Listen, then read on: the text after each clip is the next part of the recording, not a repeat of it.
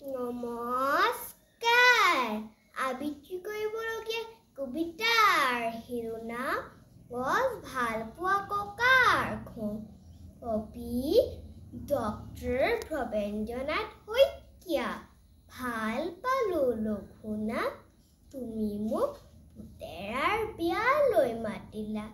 পিছে ৰভাখন দিবলৈকে আমলখি গছজোপা কিয়নো কাটিলা?